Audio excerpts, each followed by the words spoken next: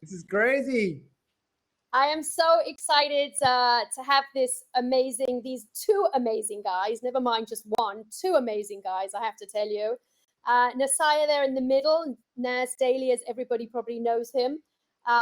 It's really amazing to have you here, and I'm going to let Hillel introduce you. But first, I want to tell you a little bit about Hillel. For those of you that don't know Hillel Fold, apart from being, I think you're dubbed Israel's kind of top marketeer here, and I have to take one claim on this, only one very small claim, okay?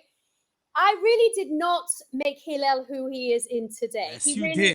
No, I took him out of the world, a very boring world that he was in, and I introduced him to a whole new world. And today he made himself who he is today. And I cannot tell you, Hillel, it's been an honor to watch your career, and it's been an honor to have you as such a close friend, because that's really what we are. And your family, and having you as family is really important to us. You're a writer today for everyone and every magazine. And if you do not know Hillel Fold, go and look him up. I'm not here to do a Not now, though. But he is not now, no. But he is a special guy. And I'm going to let you do the intro, Hillel, and then I'm going to get right into this. We're going to dig straight in. All right. Thank you so much, Sandy. And I'm not even going to pretend that you didn't make me who I am. Everything I know, I learned from Sandy. That's first of all. Second of all, as everyone can see, this is a really disruptive platform. I'll go out on a limb and say that this company, AllSeated, built the Metaverse before Mark Zuckerberg ever even used that word. And that's not what I said. That's what Forbes said. And so it's revolutionary. And as I said before, what better way to demonstrate the incredible capabilities of AllSeated Expo than to bring on the world's, and I believe this with my whole entire heart, the world's most innovative content producer. I have to say I don't believe that. I don't believe that with all my heart. Well, I do. And I'll tell you something else. Sorry, correct me if I'm wrong. I know I always say this, so if it's incorrect, correct me. But I think that Mark Zuckerberg told you himself that you're the top content producer on Facebook worldwide. Is that true? He's embarrassed. Okay. Yes. All right. Let's jump in, baby. Let's do this. 3 years ago. 3.5 years ago. All right. Still, it happened. It happened. Okay, we're going to dive in. We're going to dive in because we've got a very, very hard stop in 50 minutes, and we want to get a lot in. And I know that we could talk about this forever. So, Nazir, you've been interviewing a lot of people about the metaverse. You've been talking about it. You've been, you're the knowledge bank. You're the person that's out there. You are out there in the world talking to people. And I know Hillel is as well. So let's hear a little bit about your opinion about when somebody says the metaverse to you. What does it mean to you? I gotta say, this is the first time in my life in which I'd much rather be the participant than the speaker, because I'm just like, it's like I'm having a hard time focusing because I'm just looking at all the attendees, and I just have this urge to go and like talk to them. It's amazing. This is cool. I gotta say, first of all, major compliment, like huge compliment to what you guys have built at AllSeated. I'm new to this. When Hillel said, "Hey, you want to do it in a metaverse company?" I was like, fuck that. I was like, no offense, but I was like, the metaverse is not here until somebody builds the hardware for it, right? That's my belief, is that hardware comes first, then software, right? And so once actually I have, look what I have. Look, I have like 2 quests. I have 4 controllers. I have a lot of stuff. And they're sitting in a box. Or yes, actually I should have done this like from here like this. So my idea is that with a minute this is like good enough, the metaverse is real. But I'm like, AllSeated is actually really cool because I feel like you guys are like almost there even with a laptop. So imagine how it's going to look like this. Can I come? Is that enough compliments? Yeah, absolutely. And by the way, VR is there. We started VR in 2016 when Mark Zuckerberg bought the Oculus, and we've been one of the pioneers in the hospitality industry, in the Oculus, and now obviously in the Quest. So we can put this into VR. We're a bit like you. We don't feel the hardware is 100% ready to give that experience of people to sit for hours in that world. Yeah. It will get there, and we will definitely be part of that play. Really cool. Really cool. Well, I can't wait for that. Okay. What are we talking about today? Okay, we're going to be talking about the metaverse. Hillel, Yes. I know you've got a lot to say on it as well. We want to talk about NFTs. I really want you to talk about that to the audience as well. And let's just have a discussion. Let's hear what you guys have to say. I'm going to stay a little bit in the background because I have a lot to say about it, but I really want to hear about what you have to say. Go. Sorry, you want to go first? You go first, Hillel. All right. So we can't talk about the metaverse without ignoring the events of the past week. Those that might not be familiar, Facebook stock lost as much money as the entire McDonald's is worth. They lost $230 billion in one day. Mark Zuckerberg lost $30 billion from his personal wealth.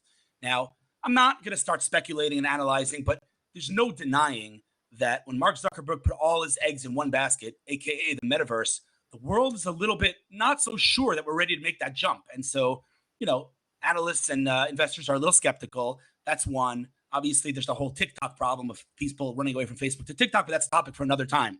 The bottom line is like this.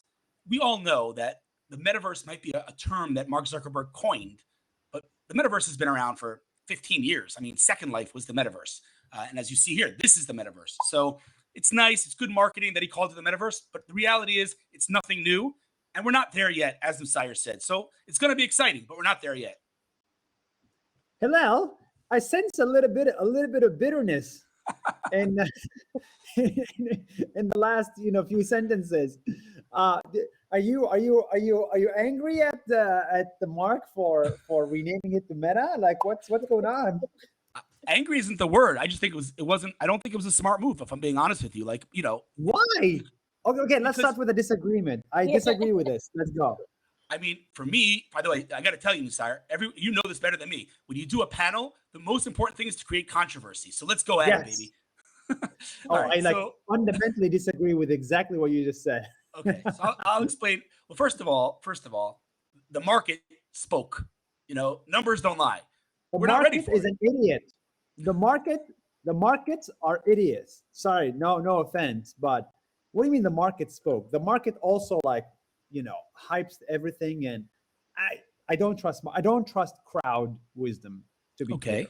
Did their numbers go down or did they not go down? Facebook daily users went down for the first time ever. Okay. That also speaks volumes, doesn't it? What volumes? I mean, to me, it says that people don't trust Mark Zuckerberg. And if people don't trust Mark Zuckerberg, then how are they going to trust him to create our universe? Man, that's how what the can you metaverse say is. people don't trust Mark Zuckerberg when 1 out of 3 people on the planet use his services? I happen to agree with NAS. I'm sorry. I happen to agree. You guys want to step outside? Sorry. Hello. It's easier to say people don't trust you because you don't have 2 billion users. Okay, it's easier to say that than to say about Mark Zuckerberg. They trust him enough to use Instagram and WhatsApp with the most sensitive data ever. Okay, yes, except that when Cambridge Analytica happened, and when they changed their privacy policy, every one move that Mark Zuckerberg does like that, it just uproots any trust that people have. So yes, people are still using Instagram, people are still using Facebook, but it's not a question of now. It's a question of where are we going. And to me, the fact that the numbers went down for the first time is definitely illustrative of the fact that if they don't shape up and they don't figure out how to get the trust back, they're going to end up next to MySpace and Nokia. Hello.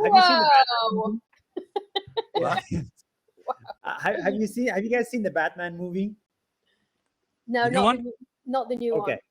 There's a line in it that says, I believe it's Batman. There's a line in it that says, if there's one thing people like more than seeing a hero succeed, is to see a hero fall. And I think fall and fail or whatever, right? This is exactly what's happening. We want Mark Zuckerberg to fail. We want him to fall because it's much better to go root for some random ass entrepreneur and have them become billionaires. But at the end of the day, he is a hero. And I think we should always root for the heroes. I mean, I hear what you're saying. Again, I think, listen, what he built is extraordinary. There's no denying that or debating that. But you know, I'll give an example from another world. Someone once asked Elon Musk, "Why is Tesla worth 100 times more than GM when GM sells 1,000 times more cars?" And Elon Musk answered, because company valuations are not based on current revenues; they're based on projections. They're based on dreams. And it's important to look at the future, right? So yes, right now, I agree with you. Mark Zuckerberg is a hero. But where are we going? I mean, the numbers, people are running away. They're going to TikTok. That's, again, these are hard numbers. Like, if their numbers went down, something has to be done, I think. Well, let's ask this. So let's ask this question, Nasir. Let me ask you this question. Do you think at the end of the day, the metaverse is going to be more than this? You know, you're saying that, you know, the Oculus is not here, the hardware is not here. So what do you see that could be? I mean, Mark Zuckerberg talks about 10 years, right? He's not saying it's here now. Yeah. So what's the question? Sorry. So I'm saying, where do you see it? Like, how do you see it? Are you following in his? Yeah. Sorry. Go ahead. No, are you following in his direction? Well, the way I see it, so I'll tell you, I'll be honest. In 2010, 2011, 12, 13, 14, I was a little bit sad because, you know, I felt like, I'm so sad because I was not an adult in 1994 when the internet was just starting. The gold rush for the internet was happening. I was like a fucking baby. So I was really sad. By the time I became an adult, the internet has been figured out. And I feel like it's 1994 again. It's 1995 again, except it's for crypto and it's for the metaverse. So I am now an adult with money and resources, and I see the next revolution happening. And it's like, yeah, I'm like all bought in. Like I just bought 10 Bitcoins in the last 2 weeks. What? 10. Are you serious? Yeah. Wow. 10 Bitcoins. Let's go. Nothing to lose. I mean, a lot to lose, but a lot to gain. So I'm all in on crypto, and then I think I'm going to be all in on metaverse as well. Yeah. Should we talk a little bit about crypto, Sandy? Yeah, let's talk a little bit about crypto, and then I do want to start a little bit on the metaverse, because I want to understand, where do you see it? Do you see it from a social aspect? Do you see it from B2Bs? I want to come back to that a little bit, but while we're talking about crypto, let's talk a little bit about it, because it's obviously a huge topic of conversation now. Right. So just one sentence on, what you said before. I think Mark Zuckerberg's vision is not social or business. It's everything. If he has his way, we're going to do everything in the metaverse, which again scares me a little bit, but we already addressed that. As far as crypto, I feel like Sarah's not going to want to talk to me after this, but I'll tell you. So listen, maybe I'm a little bit, I don't know what to call it. Old-fashioned? Okay. All right. So listen, here's my thoughts. Okay. I can argue both sides of it. If you want me to sell you on crypto, I'll sell the hell out of crypto, and you'll go buy 10 Bitcoin too. And I've done that, by the way. A lot of people have bought Bitcoin because of me. I'll be honest with you, but it is philosophically, okay, very, very difficult for me to wrap my head around things costing millions and billions of dollars when there is zero intrinsic value and zero use case. Now, hold on. Before you jump down my throat, Nasir, 1 second. What is religion? You have a Oh, key snap. religion, my friend. There's zero intrinsic value in every religion on the planet. Yet you donate money to religion. Billions of dollars are donated to religion. What the hell is that? Okay, so I'm gonna switch sides for 1 second and say I would take your question a little farther, and I would say, what's a dollar bill? A dollar bill is a napkin. It's a piece of paper. We just decided that it's worth something. It's not actually worth something. So that is a valid argument. Religion, I'm not sure that I don't know if that's the same kind of thing at all. That to me is intrinsic value. Whether or not you believe in God. What is intrinsic value in the religion? I'll tell you, whether or not one believes in God, you can't deny the fact that those that do believe in God depend on God for strength, for emotional, and so for me, I live life. Depend on my 10 Bitcoins for emotional strength. Okay. I mean, listen, religion, I don't know. I don't see religion in this We're equation not at going all. guys, we're not going into religion. I'm not going there. Okay. Okay. I know. I'm sorry, Sandy. Sorry. I want to talk about let's talk about Bitcoin, NFTs. Obviously, you've invested a lot of money into this, Nazir. So talk to us about it. Okay, so here's the way I think about it. By the way, Hillel, I love arguing with you, and this is we agree too much. So this is time. By the way, for everybody in the audience, Hillel and I go way back, so it's not like we're like new to this. Sandy, thank you so much for facilitating this. You're welcome. I just think I've come to the realization over the last 4 years is that humans are incredibly irrational. This is why we are so successful, because you can imagine something and you can build on top of it and assign value to it, right? So value is basically what the other person is willing to pay for. Now, some things have reached are commodities, right? It's impossible to charge more than like $100 for a meal or whatever, you know? For food is commodity, but I think with NFTs and crypto, it's just perceived value. As you said, there's no intrinsic value, right? That's fine, but there is societal value. There's community value, right? NAS Daily. What is NAS Daily? It's 1,345 MP4 files. It's just video files that are uploaded on Facebook. What is the hell of the value of NAS Daily? Why are we here? It's nothing. So the only value NAS Daily has as a media company is community value. And that's why people pay for it, right? So, you know, what do you think of this, Hillel? It seems like there's a... Dude, I'm sorry. Anybody. Yo, you're being way too humble here. That's not true. That is just... Okay, stop. What you're saying right now is just false. I'm sorry. Why? Because I'll tell you why. The community is a symptom of the value you're providing them. People follow you because you're giving them value. You're giving me a view into the world that I otherwise would not have. That's value. But that's the best case for crypto, no? The value of crypto is it's a store of value. It's literally called store of value. What do I do with it? It's a store of value. It's the same as buying real estate. Buying a bunch of blocks that have a roof on top of it with a couch in the middle of it, you call that real estate? I mean, that's an investment and a store of value, and so is crypto. I mean, listen, again, I could switch hats right now, and I could sell it better than any. I really could. But Hillel, I don't understand. I don't understand the comparison that you're making. Here is a physical building in which I can reside. Okay, NAS Daily gives me a perspective on the world I would otherwise not have. These things, to me, are actual, real value. A Bitcoin is a couple of letters. What can I even do with it? Wow. Well, Sandy? Okay. Listen, Hillel, I think what Nazir is saying is that at the end of the day, it's the community that is building the value. Okay, so just like his community built his value on his content, it's the same way that the Bitcoin becomes valuable within the world of the digital art or in the world of the metaverse and anything that we're going to be buying. And today, because the community is growing to hundreds of thousands of people using it, from brands like Nike and McDonald's and fashion and everything, the value of the community is just going up and up and up. And therefore, the prices are going up. Just that's the truth in real life as well, right? That's an amazing explanation. Yeah, I mean, I learned that from your academy. Now, the NAS Academy has an amazing. Oh, you took it. I signed up to it with Ben, who's brilliant, and I highly suggest everyone that really wants to learn about NFTs to sign up to it. Best course. And truthfully, he makes it very simple. It's like, why was the Mona Lisa?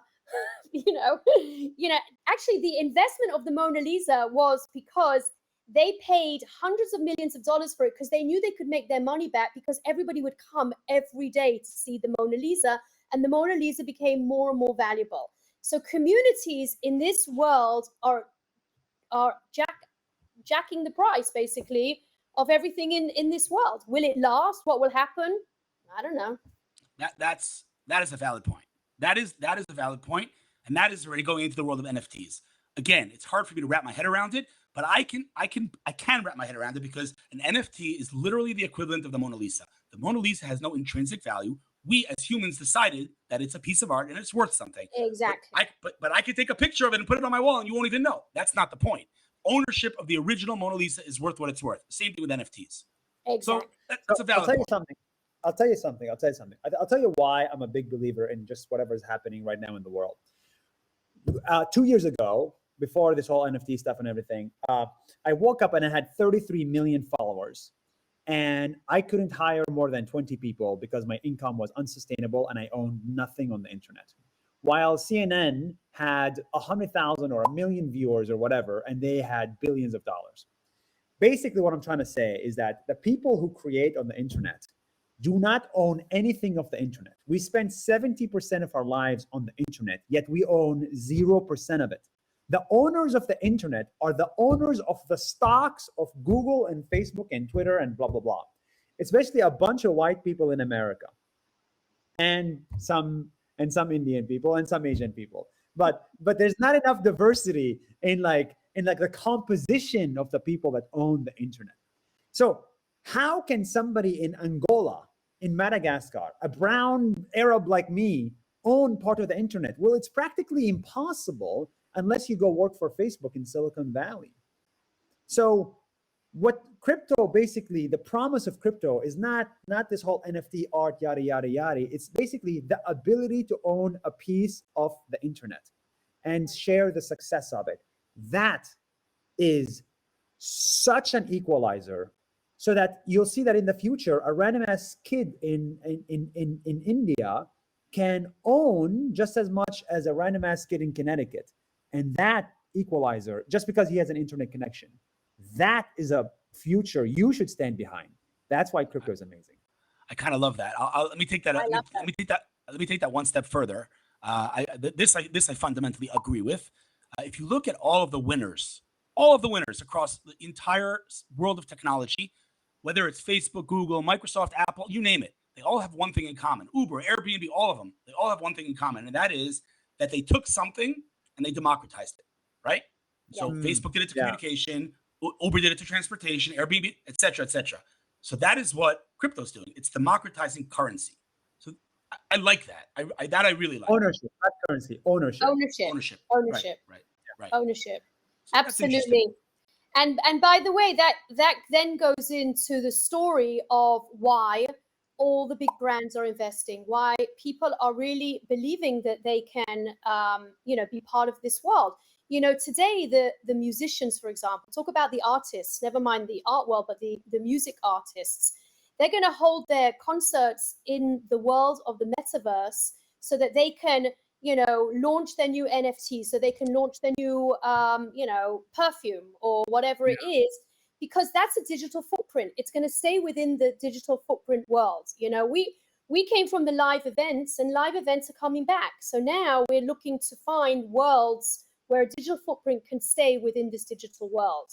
And I'd love to hear where you think, where do you think this is going to be? Our office spaces, our trainings, our things like that. Nazir, do you think that those type of things will happen within these worlds? So actually, the reason why I think this will happen in this world is because, changing physical location is very time consuming. What do I mean by that? Driving to work is an insane time waste. It's such an insane time suck. Why do we drive to work to go to the office? Like, I'm struggling to get my team to the office, by the way, because they just don't want to be in the office, right? So I think the reason why this will happen in the metaverse is because you can replicate 80% of real life while at the same time saving 2 hours of commute every day. That's amazing. So I think it's just going to be because of convenience. It's just going to be convenience. That's why it's going to happen in the metaverse. It's convenience. It's not like, oh, it's cool, it's useful, but no, it's convenience. It's just easier. Where does relationships fit into that face to face? Who cares? Really? Who cares about face to face, bro? Like, I think like, let's disagree again. Yes, perfect. It's like my dad. My dad used to say, "Man, I miss the old times before electricity, and we would hang out in the neighborhood." And I was like, "Yeah, Dad, you would hang out in the neighborhood, and you would die of polio, because we just did not have enough vaccines." Like, face to face and all that stuff is not necessary, in my opinion. Ever? Because you can replicate that. You can replicate that. We can vaccines replicate diseases, because now Beyond Meat replicates meat. Remilk replicates milk. We can do synthetic milk. We can do synthetic meat. We can do synthetic blood. We can do synthetic hearts. We can replicate face-to-face interactions in the metaverse. I'm very confident of that. I mean, is that do you believe that to be across the board? Meaning, are we going to get married in the metaverse? Like, you're never going to have physical contact? No, at some point, I mean, if you want to have a baby, you need some physical contact. So I'm saying, where do you draw that line? Where do you draw the line? No, look, if you want to have a baby, definitely go have physical contact. But you're not trying to have babies with your coworkers, so you don't need physical contact. What do you think? So okay. So let's say I'm going to go with you on work. Okay, work will be virtual. Fine. What about networking? Is networking going to be virtual too? Are we going to network in real life, or are we going to network in the metaverse? Networking in real life, bro, sucks. Have you tried networking in real life? So that's what I'm Have asking. you ever gotten? Where's the line? There's no line. There should not be any line. Have you ever got stuck in a networking conversation at a conference, talking to a guy that just doesn't stop talking, and you lost 30 minutes of your life? Has that happened to you? People say that I'm that guy. The truth is, guys, it shouldn't matter. Nazir's right. It doesn't matter which world you're in. If you're in the real world, if you're in the virtual world, you should be able to connect. You should be able to have the phones open. You should be able to have this type of communication. The lines shouldn't matter where you are. If you are that person, Hillel, that needs that physical contact, then you go to the in-person event. You go into the office. But if you want to be that person that wants to stay home and doesn't want to waste all that time, you should have that option. That line shouldn't matter. That's the point. Yeah. Well, actually, Sandy, the point is actually bigger than that. Let me make this point. I think racial inequality, gender inequality happens because of real life interactions, not despite of it. So the way I look at the metaverse, it's just like crypto, it's a racial equalizer. And so finally, people will be treated as talents for their merit, not for their physical location and background and ethnicity and race. And that's why I'm excited about this. I just want to say one thing about what you said previously, because I know people are going to watch this afterwards. They're going to be like, Hill, why'd you let him say that without getting in his face? So I'm going to get in your face. Come on, you disagree with that? That's a basic statement. Bro, if you're telling me that there's racial inequality and that Arabs cannot succeed or brown people cannot succeed, then who the hell is NAS Daily? Is there anyone in the world as successful as you? No one. Don't give me this, dude. Don't give me this. If you're good at what you do, I don't care about your skin color, dude. The opposite. Opposite. I've been very fortunate to be born and raised as a Muslim Arab and be, successful, on average, more than an average, let's say, Jewish Israeli. And I'm personally pleased. I think on average, though, it's much more difficult for me to succeed. And I'll say just this one thing. I only became equal in Israel when I got into Harvard. The minute I had a Harvard degree and I said hello as opposed to marhaba, I became equal. And then all of a sudden I was like, well, I'm able to make friends in Tel Aviv. So we need to build a world in which you don't need a Harvard degree to be equal. You don't need 45 million followers to be equal, right? And I think that's what we should advocate for. Wow. I will bite my tongue. I'm not sure I can follow that. So I think I might open up to the audience, because I feel that the conversation should come a little bit now from the audience. And if there are any questions to the audience, Olivia will forward them up and you can switch me out and let the people ask directly. So we're going to have a raise hand in the audience. I would really like to keep the conversation within the metaverse and on NFTs. However, I can't force you all to discuss that, because it is fantastic to have these guys here, and obviously you can ask them anything. By the way, I have to give a disclaimer, Sandy. I have to just give a disclaimer. If anyone thinks for a second that this is like a personal beef, we're good. Yeah. He's my boy. Yeah, we're good. This isn't like a personal thing. It's all good. Of course. Yeah, I'm enjoying this much better than any other conference, to be honest. Okay, so can we take questions from the crowd? Yeah, absolutely. So, Olivia, if you want to push some questions up to the crowd, go ahead. And if there isn't any, let me know. And I have a few that came in earlier. So there are a lot of questions. Yeah. Oh, there's a lot of questions. Here we go. So let's see. Okay. I mean, I see a lot of texts here, so I have to look through them. But Olivia, do you want to pass over the questions? How do we do this? I You see. hear me? When will Pokemon get into NFTs so I can get on board? What's up, guys? Hey. Hey, Hello. hey, my name is Lior. I'm from Tel Aviv. I tried to get into your academy, NAS, for crypto content creators, but they didn't accept me. Oh well, I'm doing my own thing now. I'm sorry. No worries, man. I wanted to ask a question about the metaverse. Like, Facebook is building their metaverse, and there's a lot of different metaverses being built. Sandbox, Decentraland, all that stuff. Do you think we're going to go full cycle from a decentralized world where everybody can build what they want to having these, big players who are sort of being the centralized forces, and then we're going to sort of go back? Like, I can tell you now, in the NFT market, if you don't have major backing, if you don't have someone with a Bored Ape profile picture, then they're like not, they're not as credible.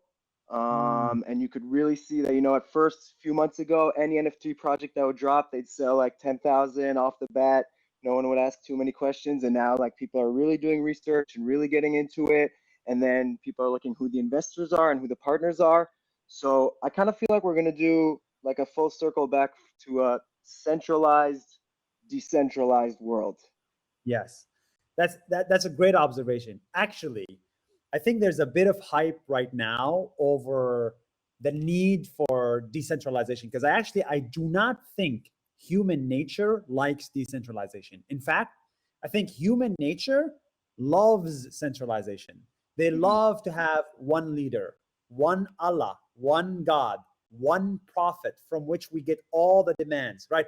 You see centralization in religion for thousands of years. You see centralization in like powers and countries for thousands of years in empires. You'll see centralization in Web 2, and you will see centralization in Web 3. Actually, I think, there's a lot of decentralized, DAOs, autonomous organizations. There's a lot of experiments happening, and I'd love to see where it ends up. My bet is that we'll end up with centralization again, but with ownership. And so ownership is what matters the most. It's not the ability to make a decision. It's not the ability to vote on things. I don't believe necessarily in one vote, one person, let's say like a normal democracy. I don't necessarily believe that's the best approach to running organizations or countries. It's going to be slightly controversial. But I do believe in everybody owning a piece of the success, but few making the decisions. And do those few also make the most profit, like we're seeing now? Like people are criticizing OpenSea and saying, hey, OpenSea is supposed to be decentralized, but if they have an IPO, none of its users who made it what they are going to earn anything. Yeah, so actually, I don't necessarily like that. But look, OpenSea is not forcing anybody to use it. It's just for some reason, 97% of use cases decide to go through OpenSea. Right. So I don't think they deserve to get all the profits, but I do think there needs to be some decentralized ownership.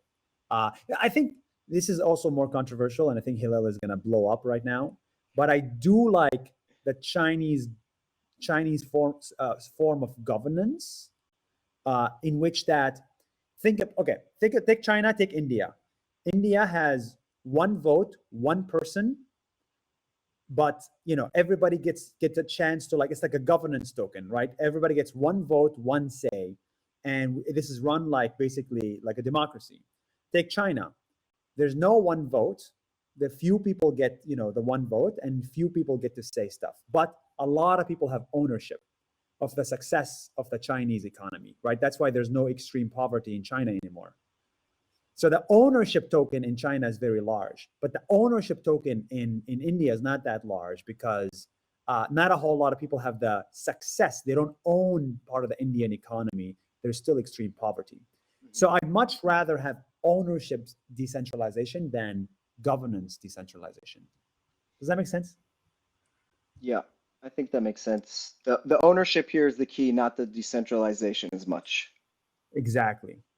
In the last 2 years, so I've been working remotely for like a decade, and I work with people that I never meet in person. I work international, and the bonds I have with the people I work with are not like they used to be a decade ago when I was in a space. I feel like that pain is not going away, and I'm looking at technology as wanting right now. Like I don't feel like Zoom makes me feel like I'm close to anybody I work with. It's a new phone, right? I call them up when I need something. I'm only talking about stuff I need, and then I'm out. Yeah. How do we solve that with the metaverse? Like, how do we use that to actually create some real bonds? Because Yeah. right now, like I want it, I crave it, and I feel like I'm not alone. That is a great question. Hillel, you want to take the first stab? You go first. Okay, so I think so somebody called this, I think it was the CEO of Google. He said it's called accidental interactions, right? Like you want to increase the number of accidental interactions, which is basically unplanned interactions that happen by accident in which amazing ideas are born. The problem with my company right now is that we're all remote and there are no, many of us are remote, not all of us. We have very few accidental ideas. It's just very like strategy is this, let's develop it, we're done. So I do think that is a problem, and I agree with you. That's why, if I was starting a company again from scratch, I would probably start one of two companies: remote payroll management company like DEL, or remote culture building company. Because there's not enough culture building through Zoom, and there's not enough culture building through Slack. Slack was not built to build culture. It was built for just like supplementary communication. Yeah, efficiency, but that's it. Speed. Yeah, Speed. that's my pain. It's Yeah. all the other stuff. It's the cracks in that, right? So, like, do you feel like the metaverse is a fruitful place for like so in experience design? That's what I've done. We oftentimes call it designing for human collision, right? So you design opportunities so people collide into each other. So there's no reason for an intern and a CEO to have a conversation based on the org chart. But when they do, if that intern meets them and they have some kind of like conversation that's organic, that person works harder. They feel like they're part of like something bigger. They want to stay around longer. And you don't design for that, right? Like right now, a Slack and a Zoom, the CEO is going to talk to maybe other C-level, C-suite people, maybe directors, never going below. So you think Metaverse could do that? I just had lunch with one of our designers in the company, and he gave me great ideas, but I never chatted with him on the internet. Never had a need to. And then when I was just lunch with him, he just gave me great ideas for which creators we should work with. So I think the metaverse should help with that. But honestly, dude, if anybody wants to build $1 billion company, they should solve that problem. I don't know how to solve it, but somebody needs to. Hillel, should you start that company? I mean, I'm glad that we agree on the fact that there is a need for culture. There is a need for interaction. There is a need for this. And if we can, as you said before, supplement it or replace it with something else, all right, let's do it. But to me, I'll tell you something interesting. I'll be very vulnerable with you guys right now. Okay. Yes. Nusar, I don't know if you feel this ever, but I talk about this all the time. Imposter syndrome, right? Here I am, some guy who started blogging 15 years ago, and now I'm working with Google and I'm working with these, and I'm like, what the hell? How does this make any sense, right?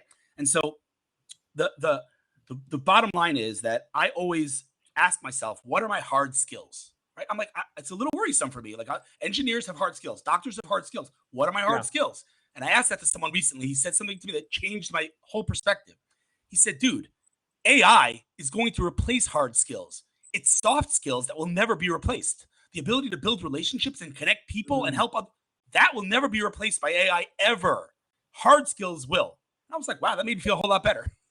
I have one more question Sandy told me I'm allowed to ask, and it's about soft skills. So you set me up perfectly. The other hole that I see that like the Slacks and the Zooms weren't built for, that I may be looking at the metaverse for right now, sales.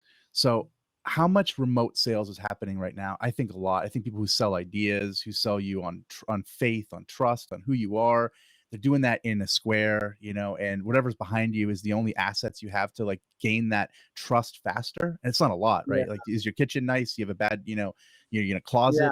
That's not a lot right now. could architecture in a design, so I go to a law firm, I look around and I'm like, what? They don't have to show all these books, right? Like, I get it, you read books, but they show them, and they show maybe the mission, and maybe they show some of the affluence, and then all of a sudden I'm in there and I'm like, all right, these people are legit, they've been around a long time.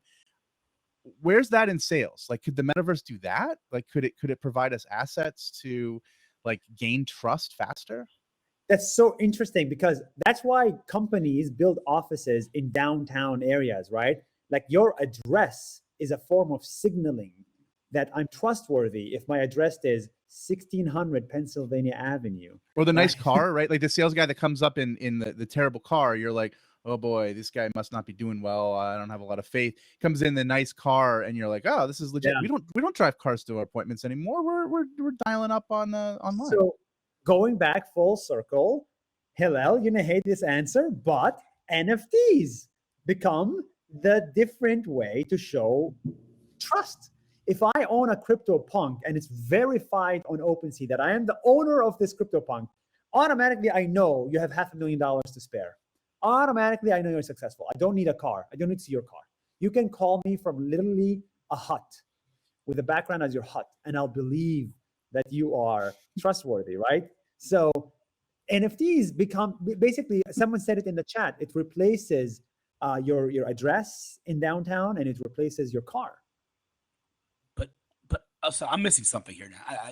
I must be missing something here, because you're saying that the fact that someone has a Ferrari should not be indicative of who they are as a person, how successful they are. But now you're saying we could do the same exact thing with NFTs. If a person owns that NFT, they're worth that much money, then we're doing the exact same thing, but virtually. Yeah. Well, bro, I'm playing with the cards we're dealt with. The cards we are dealt with is irrational humans. Humans are irrational by definition. Again, to go back to why we do crazy things is because we're irrational, right? So at the end of the day, you cannot take out signaling from human nature. There's a book on signaling, actually. It's called Predictive Rationality, and it's a book about cognitive biases. And a lot of like, everyone makes their decisions based on irrationality, but you have your own anchoring biases that you use, and that's what the predictability comes in. I agree that like there is that signaling that exists, and like it's not utopian, but it's there, and we have to deal with it. But like, how do you forecast the message you want to push out? Maybe you don't want to be seen as the guy with the CryptoPunk, right? Maybe you want to be seen as the down to earth person, because that's your brand, that's who you are. Like, are there other ways to do that? Yes. Like within So like a design? Yeah. CryptoPunks is basically like a Louis Vuitton or a Gucci. Like, I don't have a Gucci, I don't have a Louis Vuitton, right? But a lot of people, that's why you see a lot of rappers have like a lot of CryptoPunks, because it's become that luxury. But I don't think Hillel or me would ever own a CryptoPunk. But when I say I have 10 Bitcoins, it's not necessarily, it doesn't signal flamboyancy, it signals stability. So I think that, like, even, you know what I mean? So, I mean, there's so many millionaires in Tel Aviv. Everybody is a millionaire in Tel Aviv. Do you know Tel Aviv has the highest percentage of millionaires ratio in the world, out of like per capita or whatever it is? But nobody's driving a Ferrari there. That's what I love about Israel, by the way. You do not showcase your wealth. You actually stay humble no matter how rich you get. And that's a thing I've never seen in any other country. So, but in Tel Aviv, there's still signaling of wealth, but it's a lot more subtle. It's a lot more subtle. And I think you can do that with crypto. Before you get off stage, I missed your name. What's your name? Nick, what the hell microphone are you using? You sound amazing. Yeah, I do as I assume everyone here also has a podcast. I have one too, but mine's with a guy who's an audio video producer guy. So he sends me stuff and tells me what to do. I actually do the podcast for AllSeated. So it's beautiful. I'm a plant. Love it. That's cool. Very cool. All right, are there other people that want to come on stage? Because I know we have a hard stop in 4 minutes. But listen, dude. Bottom line is, I think, honestly, I'm saying this to you because I love you, and I think that, again, when it comes to Israel and we're 98% aligned, but I do think that 2%. I feel like we got to realign this.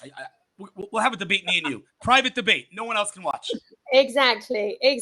So guys, I do want to wrap this up because I know we've got a really strong cut and I don't want it to run over. No, Sandy, we can push 5 more minutes. We're gonna do like 5 10 more or 5. minutes. And then, Okay, fine. So yeah. we had a lot of questions.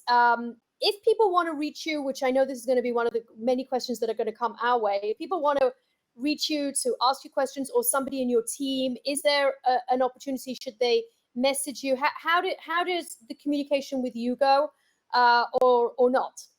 Just start that one.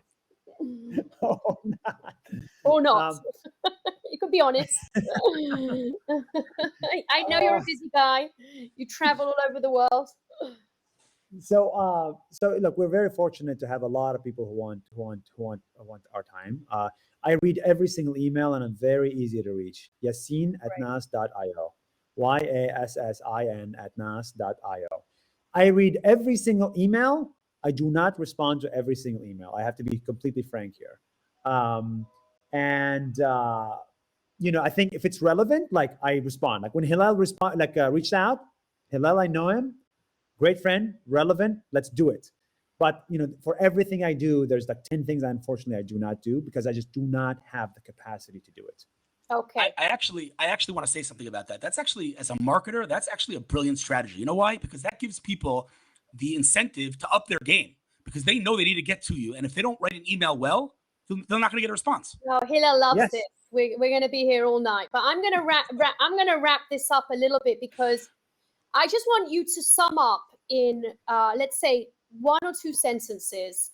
Okay, like if you are now starting off in this new web, okay, in this new internet, like you said, Naz, you've woken up in 2022 and it's as if it was 1994 again, and you have an opportunity. So to the audience out there, in a sentence or 2 sentences, what would you tell them to do with this world now? What would you say to the people that are just beginning?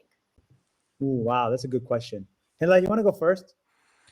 Yeah, I agree with you, by the way. I completely agree with you that it's like the early days of the internet, by the way, for better or for worse, because it also means that there's a lot of garbage out there. We can't differentiate between what's legit and what's not legit. And so what I would say, honestly, and this is actually nothing to do with this specifically, but in general, I would say if you're passionate about something, go all in, but become an expert. Don't BS your way through it. Actually go in depth, go deep, figure out, what's legit, what's not legit. If NFTs are exciting to you, then become a thought leader in NFTs, but really a thought leader, not the cliche word that people use. Go after your passion. Because you know what, dude? I don't mean to sound like a motivational speaker, but 99% of the things that happened to me in my career make 0 sense. There's no rational explanation that they happen other than I went all in on my passion. So the answer is, in today's day and age, we are given resources. We could do anything. So go all in. That's my piece of advice. That's great. That's great. Yeah, that's great advice. I'll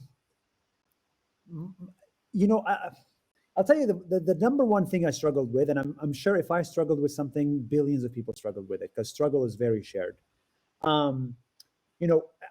It almost always feels like we're reaching like peak, right? Like the internet has been built, cars are working well, cities are working well enough, governance is working well enough, society is working well enough. Like, let's just live our lives and just continue, have a normal, let's just have a normal life. And I think a lot of people think that, and they feel like they missed out on things.